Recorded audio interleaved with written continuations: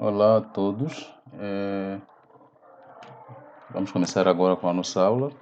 Naturalmente agora nessa nova modalidade de ensino.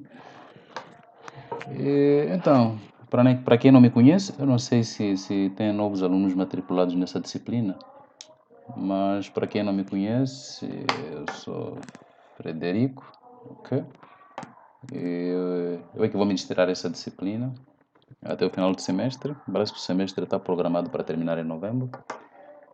E então eu tive que fazer um pequeno reajuste naquilo que era o nosso cronograma inicial, aquilo que era o plano de ensino, processo de avaliação, tudo muito mais.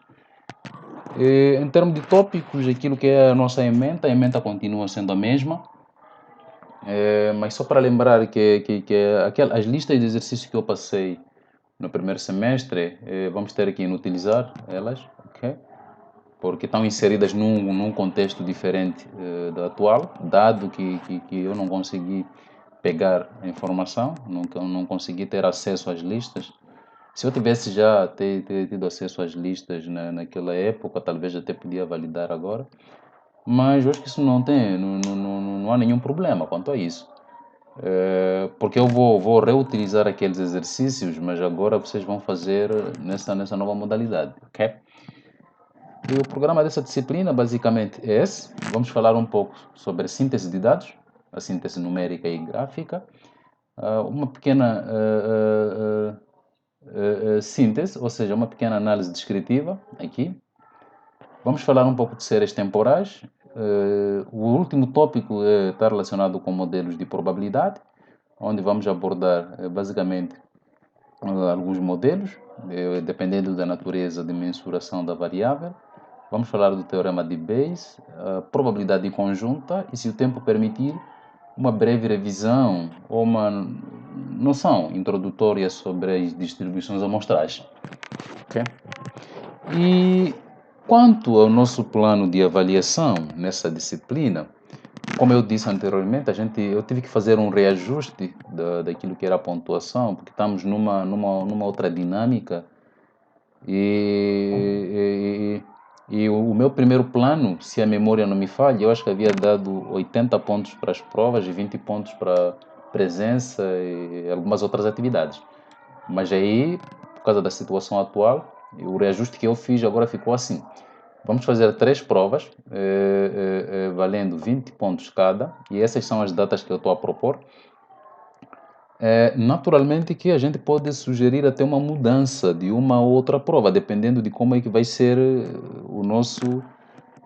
como é que vai ser o nosso programa no decorrer do semestre.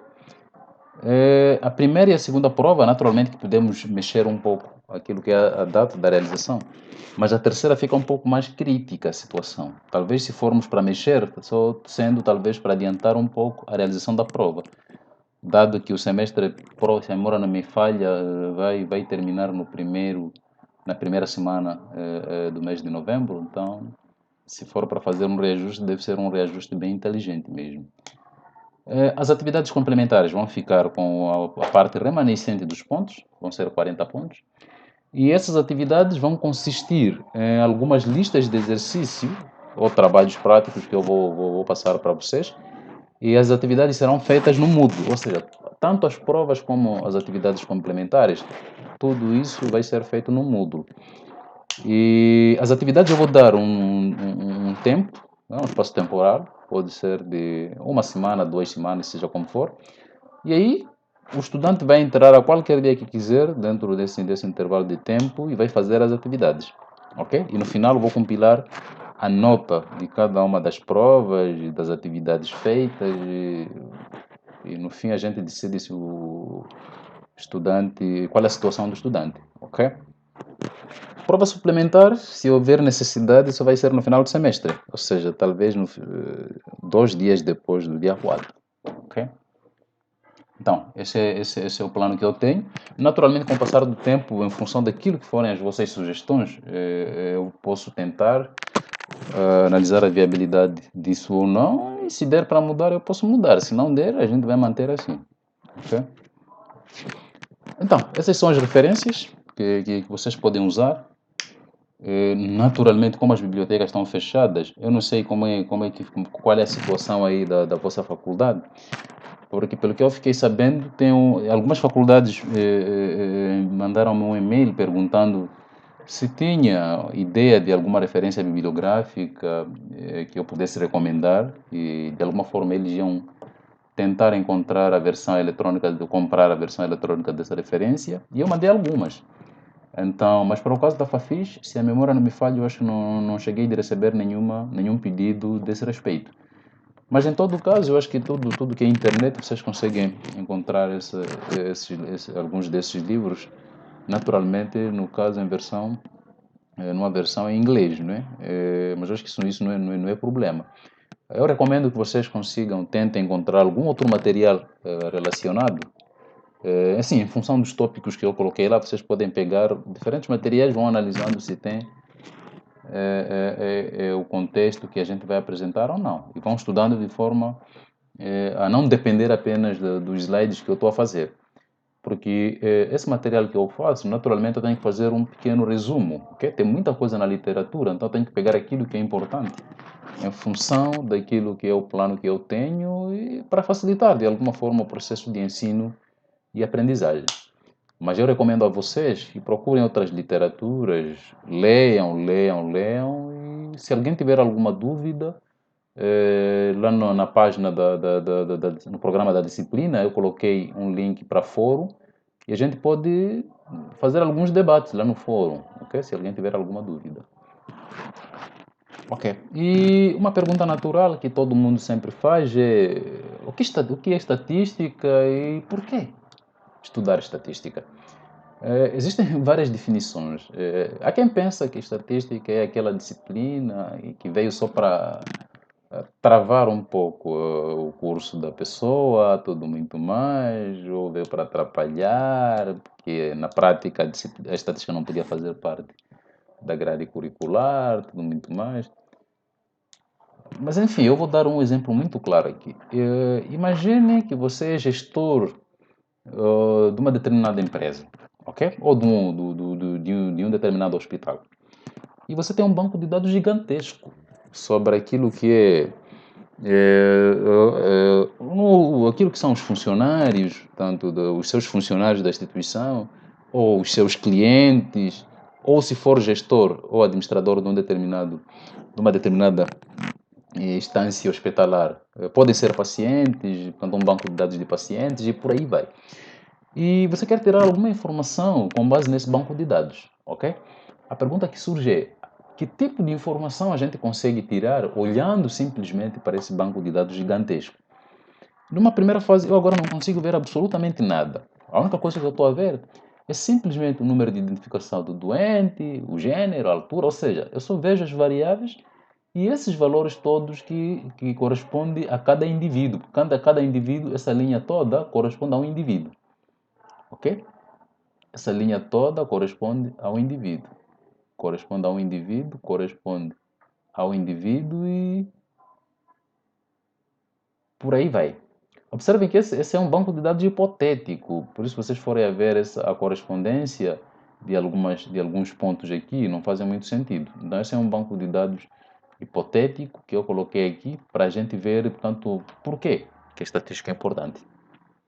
Aqui eu faço uma pequena descrição, portanto, desse banco de dados hipotético, de cada uma dessas variáveis, simplesmente para facilitar o processo de compreensão.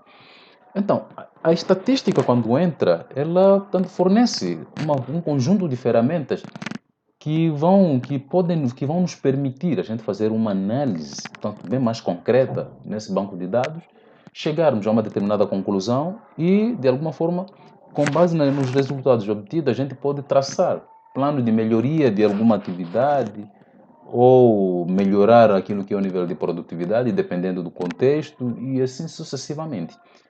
Ok? Mas para tal, de uma forma inicial, usando apenas o banco de dados, assim da maneira como está, a gente não consegue ter nenhuma ideia, não conseguimos visualizar absolutamente nada, portanto, nesse conjunto de dados, a não ser simplesmente, portanto, esses valores observados que a gente vê aqui. Ok? E, como disse anteriormente, a definição da estatística depende do contexto. Ok? Para os leigos, é quem pensa que a estatística é aquela disciplina que simplesmente alguém colocou lá na grade curricular apenas para atrapalhar. Ok? Que ela na prática não devia fazer parte, porque não, a pessoa não consegue ver nenhuma importância dessa disciplina e por aí vai. Entretanto, uma definição mais científica da estatística é que ela é o conjunto conjunto de técnicas ou métodos que envolvem tanto uma série de etapas, que sendo ela entre o planejamento de um determinado experimento, a coleta quantificada dos dados, e depois de eu coletar esses dados, eu vou fazer inferência sobre o processo e, no fim, eu vou analisar os dados e, com base na informação que eu vou obter, vou tomar alguma decisão sobre a minha empresa ou sobre a empresa no qual, por exemplo, eu sou o gestor ou o administrador. Ok? E, como vocês sabem, para ser um bom administrador ou um bom gestor de uma determinada organização ou de uma determinada empresa, você tem que conhecer essas ferramentas de otimização, ferramentas de análise, as técnicas estatísticas. De alguma forma, elas ajudam tanto você a ter uma informação daquilo que é o desempenho tanto da sua instituição e, de alguma forma, se o desempenho for desfavorável, e a estatística ajuda você a traçar algumas medidas para que possa melhorar isso, a tomar, e isso acontece em função daquilo que é o resultado que a gente teve nas análises, aquilo que é a informação que a gente obteve. Nisso a gente pode decidir ou aumentar a produtividade, manter, mas não podemos decidir reduzir, ok? Então, a estatística ela ajuda a controlar esse processo todo. E um bom gestor ou um bom administrador, ele sempre necessariamente precisa de usar alguma ferramenta, tanto de otimização daquilo que é o nível de produtividade da sua empresa, organização. E ela basicamente subdivide-se nesses três tópicos, ok? Tem a parte descritiva, onde simplesmente faz um resumo, que é a parte responsável pelo resumo ou síntese dos dados.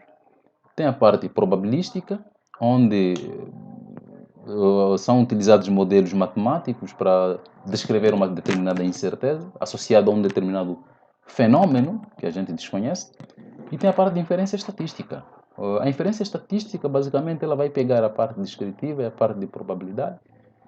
E a ideia é, tanto, usar um conjunto de modelos que vão fazer inferir sobre uma amostra e a partir dessa amostra, os resultados que vamos tirar nessas amostras, aí a gente generaliza para a população.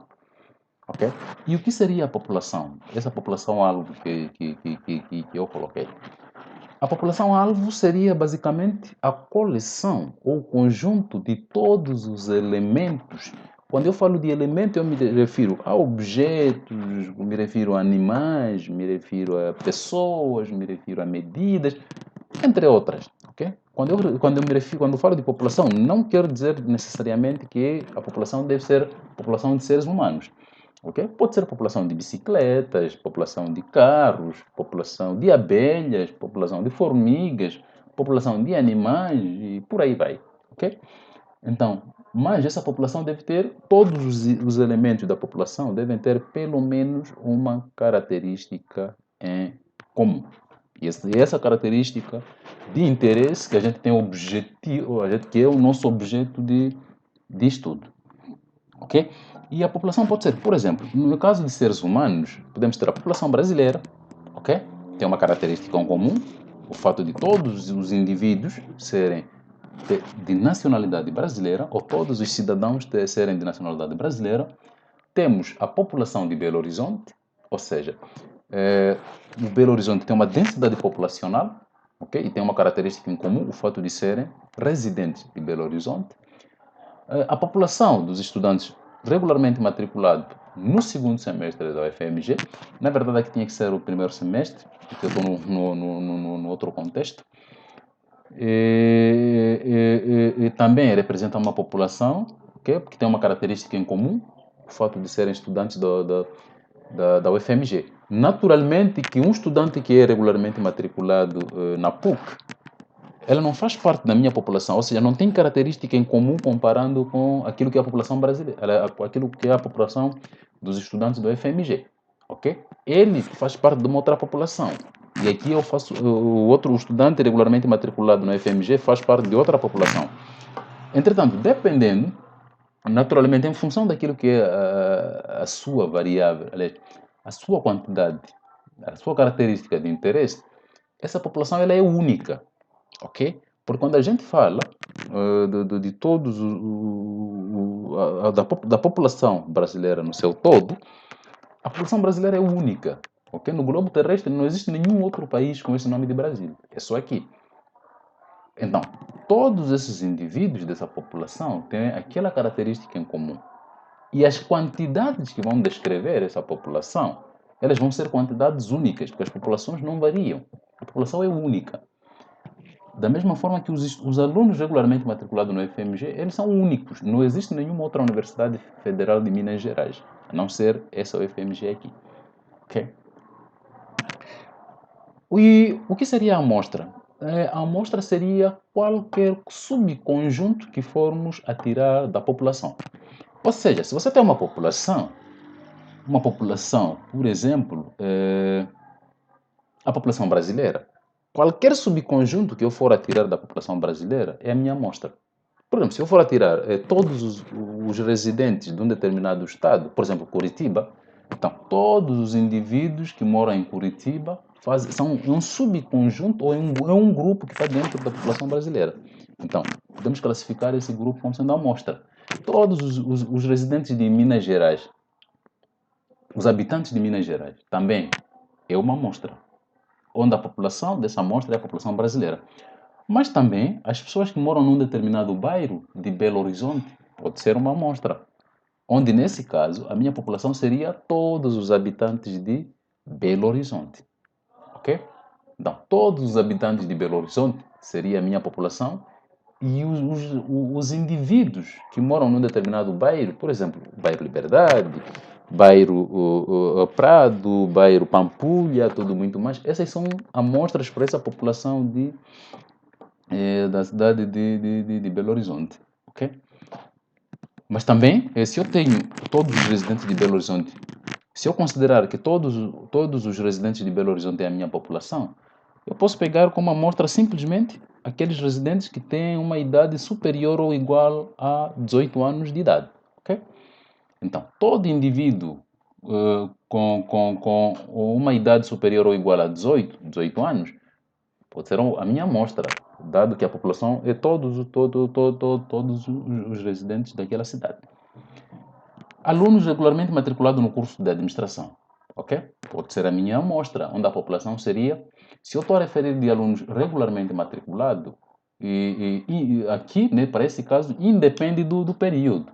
Eu me refiro, independentemente se está no primeiro período, no segundo, terceiro, quarto, quinto, sexto ou oitavo, desde que seja um aluno regularmente matriculado no curso de administração, ok? Pode ser uma amostra, onde a população, nesse caso, dependendo de qual é o objetivo do meu estudo, a população podia ser toda a população de todos os estudantes regularmente matriculados do FMG, ok? Ou, se a ideia fosse de estudar uma determinada característica dos estudantes da FAS, e eu vou pegar apenas uma parte, que são os do curso de administração, a população podia ser de todos os estudantes regularmente matriculados na Faculdade de Ciências Econômicas, ok? Então, a definição da sua população depende muito mais daquilo que é o seu objeto de estudo, aquilo que você quer investigar. Por outro lado, o censo é a coleção de todos os elementos que vão compor a população, ou seja, são todos os membros da população, a coleção de todos os membros da população vão compor aquilo que é o censo. Como disse anteriormente, existem características que vão, ou medidas que vão caracterizar cada uma daquelas quantidades. A população tem uma série de medidas que caracterizam a população. E essas medidas são chamadas de parâmetros. Os parâmetros são quantidades fixas e desconhecidas. Por que são fixas? São fixas porque a população ela é única, okay? A população não varia. A população brasileira ela é única. A população dos estudantes do FMG ela é única. A população dos estudantes da FAS ela é única. Dentro da UFMG não existe nenhuma outra faculdade de ciências econômicas a não ser aquela, ok? Então, por isso que a população ela é uma quantidade. A população é uma quantidade, aliás, a população ela é única e as quantidades que caracterizam a população, elas são chamadas de parâmetros, sendo elas fixas e desconhecidas. Fixas, como eu disse, porque a população é única, e desconhecida porque a gente não consegue acessar toda a informação da população.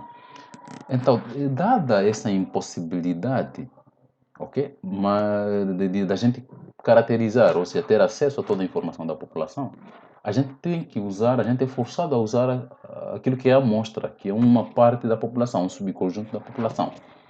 E sobre essa amostra, existem algumas quantidades que caracterizam, que é o caso dos estimadores, ok? O estimador, nesse caso, seria todas as quantidades ou características variáveis que representam as amostras. Por que variáveis? Porque dentro de uma população, por mais que a população seja única, eu posso extrair, eu posso tirar diferentes quantidades de amostra. Ou seja, no caso, se eu for a pegar os estudantes do FMG como a minha população, eu posso pegar muitas amostras. Ok? Por exemplo, uma amostra seria os estudantes do curso de Estatística, uma amostra do FMG, os estudantes do curso de Odontologia, os estudantes do curso de Administração, os estudantes do curso de Gestão, os estudantes do curso de Economia, ou seja, são muitos subconjuntos e todos esses subconjuntos estão dentro de uma mesma população, que é a população dos estudantes do FMG. Então, esses subconjuntos, a gente pode classificar eles como sendo a minha amostra. Okay? Dependendo daquilo que é o nosso objeto de estudo, mais uma vez. Então, as características que vão caracterizar a amostra são conhecidas como estimadores, ok? E são variáveis, variáveis porque variam de grupo para grupo, de amostra para amostra. Os indivíduos que fazem parte da Faculdade de Ciências Econômicas, ou o curso de Administração particularmente, não são os mesmos que fazem estatística, não são os mesmos que fazem odontologia, não são os mesmos que fazem administração. Aliás, não são os mesmos que fazem gestão pública. Então, essa diversificação, essa variabilidade faz com que os estimadores eles sejam quantidades que variam de amostra para amostra. E, em geral, vamos representar por essas quantidades. Na verdade, eu esqueci aqui, esse é o estimador do sigma quadrado. Toda a quantidade que aparece em uma letra grega e um chapéu significa que é um estimador. Esses são parâmetros. Esses são os respectivos estimadores. Mas aqui tem que ser pi-chapéu. Eu acabei esquecendo. Ok? Então, e o que seria estimativa? Estimativa seria qualquer quantidade numérica, qualquer valor numérico que o estimador vai assumir. Ou seja, se eu tenho um estimador, esse estimador vai depender, vamos supor, de uma determinada variável. Que a variável é um conceito que vamos definir mais adiante. Imagine que o meu interesse seja de estudar, vamos lá supor, a altura média ou a altura de forma geral dos estudantes do curso de administração, ok? Na UFMG.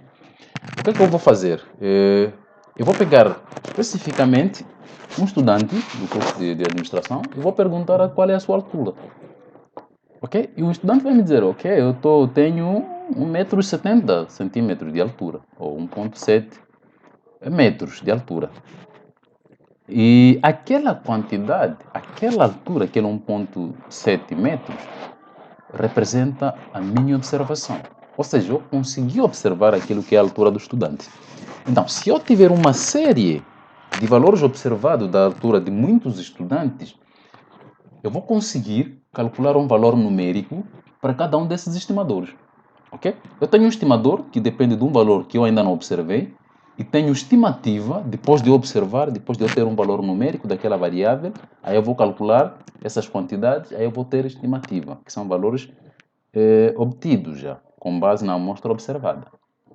Essas quantidades são conhecidas como, essa é a estimativa para o parâmetro média, aliás, para o parâmetro sigma, que é variância, essa é a estimativa para o parâmetro média, Essa é a estimativa para o coeficiente beta e essa é a estimativa para essa proporção. Esse é o estimador. E esses são os valores que os estimadores assumem após observar os dados. Ok? E essa é uma representação clássica que caracteriza aquilo que é a população e a minha amostra. Então, população, como disse anteriormente, seria o conjunto de todos os indivíduos ou elementos que têm pelo menos uma característica em comum, que é a nossa característica de interesse. Aquela característica que nós estamos interessados em estudar. Nisso, todo indivíduo que faz parte desse grupo, ele está na população, é um indivíduo da população. E todas as quantidades, todas as quantidades que descrevem essa população, esse conjunto aqui, são conhecidos como parâmetros. São desconhecidos. Os parâmetros são desconhecidos que eu não consigo ter acesso a todos os elementos dessa população. Por que eu não consigo acessar? Por diversas razões. Primeiro, a população, por mais que seja finita, os elementos que compõem essa população são muitos. Eu não vou conseguir acessar todos eles porque requer muito tempo, ok? E requer custo. Requer recursos humanos, ok? Para conseguir ter essa informação toda. Então, a única solução seria basicamente essa: pegar uma parte dela que seja representativa, que possa representar aquela população em função daquilo que é a característica que nós estamos estudando, e vamos trabalhar com esse subconjunto. E os resultados que a gente vai obter analisando esse subconjunto, com base em técnicas adequadas, que é o caso da técnica de inferência estatística, ok? Eu tenho população, vou tirar uma amostra aqui, vou usar diferentes técnicas estatísticas aqui, e com base na inferência eu consigo voltar, vou pegar esse resultado, eu consigo voltar da amostra para a população, usando a inferência estatística, generalizando esses resultados que eu obtive da amostra. Então, como disse anteriormente, a amostra ela não é única. As amostras são muitas. Dentro dessa mesma população, eu posso tirar uma outra amostra aqui, posso tirar o outro subgrupo aqui, aqui, aqui e por aí vai. Um número infinito de subgrupos podem ser tirados dessa população. Mas a ideia é a mesma. Para cada amostra que eu for a tirar, os indivíduos dentro dessa amostra têm uma característica, que é aquela característica que eu quero estudar. E eu vou fazer inferência sobre essa amostra e depois generalizo para a população. Ok? Entretanto, se eu quero fazer alguma análise dos elementos que compõem a amostra, é natural e uma das primeiras coisas que a gente tem que fazer é medir ou definir aquilo que é a característica de interesse, ou a característica que o pesquisador pretende estudar. E essa característica tem um nome de variável. Ok? Variável é qualquer que seja a característica de interesse em um conjunto de elementos. Se eu quero estudar a altura ou as alturas dos estudantes do curso de administração, a minha característica de interesse é a altura. Então eu vou ter que mensurar essa altura. Então, e essa característica de interesse, ou essa variável, ela tem essas duas subdivisões. Ela pode ser quantitativa, ou seja, pode mensurar uma quantidade, ou pode ser qualitativa, quando mensura uma qualidade. A variável de natureza qualitativa, ela pode ser ordinal, se as categorias, ok? Se as categorias ou os níveis da variável qualitativa existir uma sequência ou uma ordenação, ok? Uma hierarquia entre as categorias. Ou pode ser nominal, se não houver nenhuma categoria. Por exemplo, o gênero, que pode ser masculino ou feminino, não existe nenhuma sequência. Não existe nenhum gênero que esteja acima do outro, ok? Então, a variável gênero é de natureza qualitativa nominal. O nível de escolaridade, naturalmente que existe uma sequência. Nível pré-primário, nível secundário, universitário, que é tudo muito mais, e vai subindo. Então é uma variável qualitativa, porque mensura a qualidade de natureza ordinal. Ok? Que segue uma ordem. pode ser quantitativa se mensurar quantidade, ok? E a variável de natureza quantitativa ela pode ser contínua se os possíveis valores que assume estiverem dentro do intervalo. Ou pode ser discreta se assumir valores inteiros. Por exemplo, a altura, ok? A minha altura é de 1,70, por exemplo, centímetro. Veja, é 1,70, assume valor dentro do intervalo. No intervalo de 1 a 2, ok? Ou pode ser discreta. Por exemplo, número de celulares que eu tenho, número de carros que eu tenho, número de canetas que eu tenho, número de irmãos que eu tenho, e assim em diante. Ok? E de forma geral a gente tem isso. A variável pode ser qualitativa se ela mensurar uma qualidade dos objetos da população, que também podem ser chamadas de variáveis categóricas, ou se assume porque assume aquelas categorias. Podendo ser nominal, se não houver nenhuma ordenação natural nas suas categorias, como, por exemplo, a raça ou etnia, gênero, cor dos olhos e por aí vai. Pode ser ordinal se as suas categorias estiverem ordenadas, ou seja, se as respostas possuírem alguma ordenação natural. Como, por exemplo, classe social, temos a classe A, B, C, D e por aí vai. Nível de escolaridade, como disse anteriormente, temos o tipo de desnutrição, por exemplo, pode ser moderada, grave, severa, por aí vai, segue uma sequência. Níveis de satisfação, por exemplo, também segue uma sequência. Então, é uma variável de natureza qualitativa ordinal. Por outro lado, a variável pode ser mensurada, pode ser de natureza quantitativa. A variável do tipo quantitativa é quando assume valores dentro do intervalo real, ok? E também pode se subdividir em intervalar ou do tipo rácio. Ou seja, a variável é quantitativa. A variável de natureza quantitativa ela pode ser quantitativa contínua, e a contínua subdivide-se em intervalar ou rácio, e pode ser de natureza discreta, ok? Se assumir valores inteiros. E como vocês podem ver, uma variável ela é de natureza discreta se os possíveis valores que assume, basicamente contagem, assumem valores de contagem, ou seja, número de irmãos, número de carros que passam num determinado local e por aí vai. Ou seja, o conjunto das possíveis respostas é enumerável, são números. Número de irmãos, idades em anos, número de estudantes numa determinada turma, número de filhos. Naturalmente que a variável número de filhos, por exemplo, não vai me dizer que tem 2 filhos e um enteado, ok? Então, afirmar que simplesmente porque tem 2 filhos e um enteado, afirmar que tem 2 filhos e meio está errado. Ou tem 2 filhos ou tem 3. Então, é um número inteiro. É uma contagem. Deve ser simplesmente um valor enumerável, ok?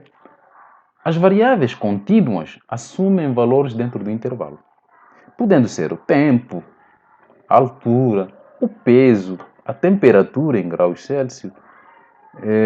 Naturalmente, as temperaturas que a gente vê, eles acabam arredondando, mas a temperatura assume um valor decimal. Okay? O índice de massa corporal, que por sinal, ela vai ser uma combinação, você vai ser o quociente entre duas variáveis de natureza quantitativa contínua, que é o peso e a altura. Okay? E tem muitos outros exemplos que eu poderia dar aqui, mas vocês vão fazer, os demais exemplos vão fazer nas atividades. E qual é a diferença entre a variável quantitativa mensurada na escala intervalar e rácio? A única coisa que diferencia é que variáveis de natureza quantitativa mensuradas na escala intervalar, elas não admitem um ponto zero. Mas enfim, elas não admitem o ponto zero. E as possíveis operações que podem ser feitas para variáveis dessa natureza são a operação adição e a operação de subtração. Ok? Não sendo possível para tal, aplicar essas duas operações, a divisão e multiplicação. Operação de divisão e multiplicação não é possível no caso de variáveis de natureza quantitativa intervalar. Por outro lado, uma variável é de natureza quantitativa do tipo razão ou rácio, se as possíveis operações que podem ser aplicadas forem a multiplicação e a divisão. Ou seja, nesse caso, variável do tipo rácio, ela admite o ponto zero na sua formulação. Mas de forma geral, eu não sei, ainda não sei se vou colocar algum exercício para classificar variáveis do tipo intervalar ou rácio, mas uma certeza que eu tenho é que a única coisa que você tem que saber é apenas que a variável é mensurada é de natureza quantitativa contínua se os possíveis valores que ela assume estiverem dentro de um intervalo, ok? Então, eu coloquei uma descrição aqui só para vocês conseguirem entender melhor como é que eu consigo diferenciar essas duas categorias para a variável do tipo quantitativa contínua. Observem que, por exemplo, a temperatura, a variável temperatura em graus Celsius, ela pertence à classe de variáveis contínuas intervalares. Por quê? Porque o ponto zero não faz parte da sua, não faz parte, portanto, dessa classificação da variável intervalar. Ou seja, uma temperatura de 0 graus Celsius não significa a ausência da temperatura, ok? Uma temperatura de 0 graus não significa ausência de altura, mas, aliás, não significa ausência de temperatura. Mas uma altura de 0 metros ou 0 centímetros significa sim ausência de altura. Ou seja, que temos simplesmente um ponto degenerado. Ou seja, um ponto igual a esse não tem nenhuma altura, é um ponto degenerado. A altura é igual a zero. Então, nesse caso, a variável temperatura, ela faz parte, é uma variável de natureza quantitativa contínua intervalar. Por quê? Porque o ponto zero não significa ausência de temperatura. Segundo, que para essa variável temperatura, a operação de multiplicação e divisão não faz sentido. A única operação que nós podemos usar é apenas a adição e subtração. Ou seja, imagine que eu esteja interessado em mensurar aquilo que é a temperatura em dois locais. A temperatura de Belo Horizonte, sendo de 30 graus Celsius, ou 30 graus centígrados, e a temperatura do estado de Santa Catarina, que está em torno de 10 graus, ok?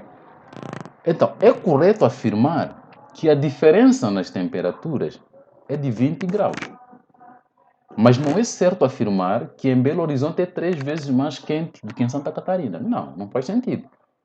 O fato de Santa Catarina ter uma temperatura de 10 e Belo Horizonte ter de 30 não quer dizer necessariamente que em Belo Horizonte seja 3 vezes mais quente do que em Santa Catarina. Então, é isso que faz com que a única operação que a gente possa fazer numa variável de natureza quantitativa intervalar é apenas adição e subtração. Já no caso da altura, que é uma variável de natureza quantitativa contínua do tipo rácio, onde o ponto zero faz parte, eu posso sim afirmar que um indivíduo que tem uma altura de 2 metros e 20 centímetros, ele é 2 vezes mais alto do que um indivíduo que tem uma altura de 1 metro e 100 centímetros. Okay? Faz sentido. Então, essa é basicamente uma forma geral de classificar as variáveis. Ok, vamos ver um exemplo aqui, onde vamos ter que definir o tamanho da amostra, a população em estudo, se os dados são qualitativos ou quantitativos, tudo muito mais. Então, essa organização realizou uma pesquisa telefônica com uma amostra de 1.005 adultos, okay? Escolhidos aleatoriamente, aliás, esses adultos foram escolhidos aleatoriamente, cuja sua idade é superior a 18 anos. A pesquisa consistia em perguntar, tanto esses indivíduos, como eles descreveriam a sua própria saúde naquele momento de pesquisa, ok? E as possíveis respostas eram excelente, boa, razoável, ruim e sem opinião.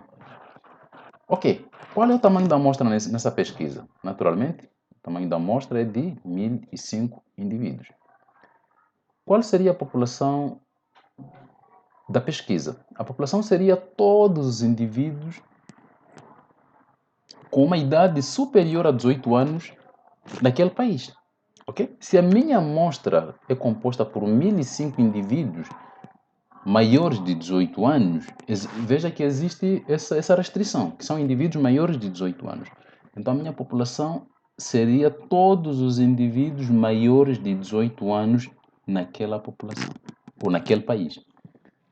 Ok? E classifico os dados. Naturalmente, os dados são de natureza qualitativa, porque está a mensurar qualidade, e ordinal. Por quê? Porque as categorias das possíveis respostas seguem uma sequência, existe uma hierarquia entre as possíveis respostas. Ok?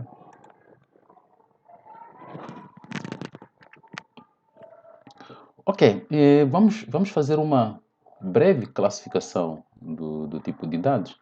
Naturalmente, se eu quero fazer alguma análise, analisar um conjunto de dados, eu tenho que logo a priori organizar os dados. Ou seja, se eu tenho um banco de dados dessa natureza, esse banco de dados ele não está organizado ainda. Ok? Eu preciso organizar esse banco de dados a partir de uma determinada variável ou um fator qualquer que eu vou escolher. Preciso organizar de tal forma que consiga ter alguma informação, que eu consiga visualizar algum comportamento sobre essa característica. Então, nisso, vamos classificar os dados em dados agrupados e dados não agrupados. Ou, em outras palavras, os dados não agrupados também são conhecidos como dados brutos, que são todos aqueles dados e todo aquele conjunto de dados que ainda não foi submetido a nenhum tipo de tratamento. Ok? Esses dados ainda não estão prontos para fazer nenhum tipo de análise. E um exemplo de dados brutos pode ser, por exemplo, esse. Ou seja, esse é o conjunto, ou são as alturas, de um grupo de 10 estudantes do curso de administração que foram selecionados aleatoriamente. Encontramos essas alturas. Observem que essas alturas ainda não estão agrupados. Então, são dados brutos, ou seja, ainda não estão prontos para a gente fazer alguma análise. Mas também os dados podem ser brutos em uma pesquisa de opinião, ou nível de satisfação, onde eu tenho um conjunto de 20 moradores que forneceram essas respostas. Ok? E eu tenho um conjunto de dados brutos também.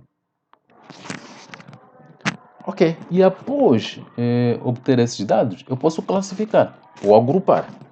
E essa classificação ou agrupamento depende do tipo de variável e aquilo que é a natureza de mensuração dessa variável.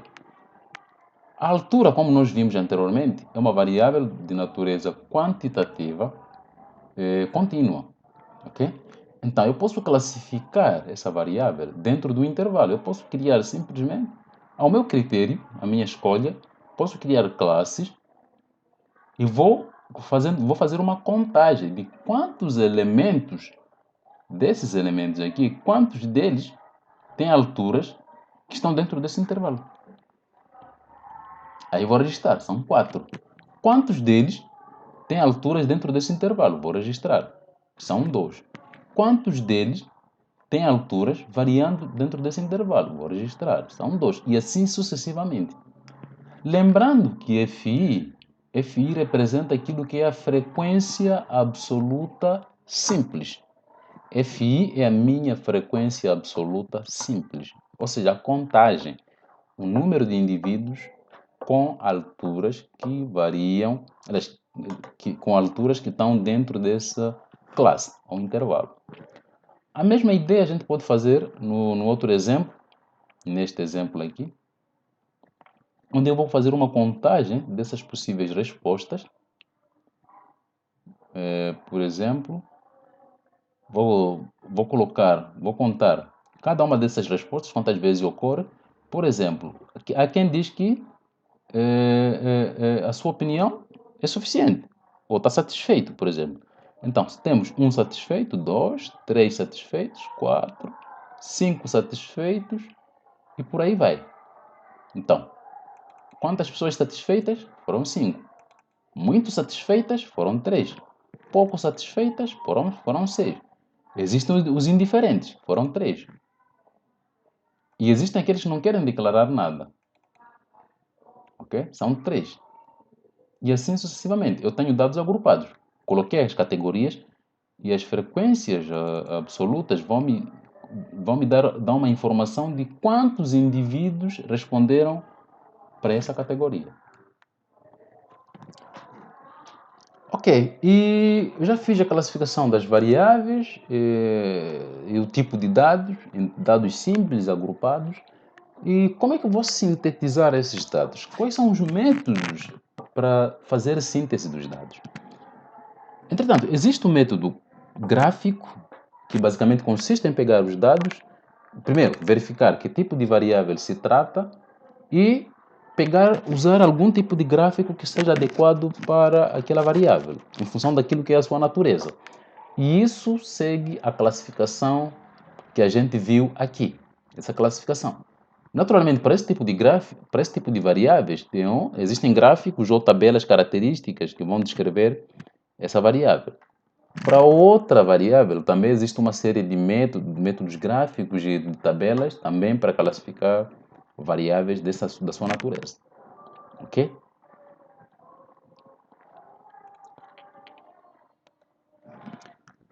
Então, quanto ao método tabular, nós podemos classificar os dados em tabelas de frequência ou tabelas de distribuição de frequência, e essas frequências podem ser frequências absolutas, sendo a frequência absoluta ela pode ser frequência absoluta acumulada, frequência absoluta acumulada ou frequência absoluta simples. Podemos ter a frequência relativa, que pode ser a frequência relativa simples ou frequência relativa acumulada, ou podemos ter simplesmente as frequências percentuais. As frequências percentuais basicamente consistem em pegar as frequências relativas e multiplicar por 100. Okay? Mas também podemos ter uma tabulação cruzada. Okay? A tabulação cruzada basicamente consiste em pegar duas variáveis, em geral têm sido variáveis de natureza qualitativa, e cruzá-las. Okay? Esse cruzamento, por exemplo, eu posso pegar duas variáveis, que é o gênero, eu vou ter masculino e feminino, e vou ter a cor dos olhos, azul, verde e por aí vai. E vou fazer esse cruzamento. Eu hei de ver quantos indivíduos de gênero masculino têm olhos azuis, quantos indivíduos de gênero feminino têm olhos verdes ou castanhos, por aí vai. Quantos indivíduos de gênero feminino têm olhos azuis e por aí vai. Ou seja, eu vou ter uma tabela, ok? Onde uma das variáveis vai ser gênero, a outra variável vai ser cor dos olhos e vou fazer esse cruzamento. Ok? Mas mais adiante eu vou, se a memória não me falha, eu acho que coloquei alguma representação aqui de tabulação. Acho que não tem, mas aí eu vou ter que acrescentar nesse material. Vou ter que colocar alguma tabela aqui, algum método de tabulação cruzada. Vou acrescentar. E pode ser um método gráfico. Observem que essa contextualização, esse método, essa descrição que a gente está a fazer, é para a variável, quando a variável é mensurada de forma qualitativa. Ok? Onde o método gráfico, podemos fazer um gráfico de barras ou um gráfico circular, o gráfico tipo pizza, onde os pedaços são basicamente em função da proporção que uma determinada categoria assume.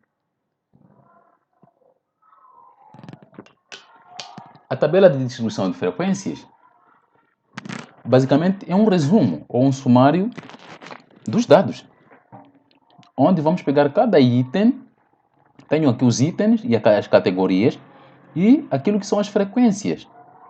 Fi é a frequência absoluta simples, FRI é a frequência relativa simples. A frequência absoluta simples, basicamente vamos ter que contar na nossa massa de dados quantas vezes a categoria X1 aparece. F2 vamos ter que contar quantas vezes a categoria X2 aparece, e assim sucessivamente. E o que seria FRI? FRI vai ser pegar cada frequência absoluta, dividir por N. Ou seja, vou pegar F1, vou dividir por N, vou ter FR1. Vou pegar F2, vou dividir por N, vou ter FR2. Vou pegar R3, vou dividir por N, vou ter FR3. E assim sucessivamente. A soma de todas as frequências absolutas simples vai ser igual ao tamanho de amostra, ou seja, o número total de observações que eu tenho nesses dados. Por outro lado, dada que a frequência relativa vai ser pegar cada frequência absoluta dividir por n, observem que no final, aqui, basicamente seria pegar n dividir por n. Por quê? Se eu somo tudo isto, ok? Somar toda essa frequência significa somar essa frequência toda. E somar essa frequência Fi por n, eu posso tirar 1 sobre n para fora, vou somar apenas Fi. E somar Fi significa F1 mais F2 mais F3, vai ser igual a n.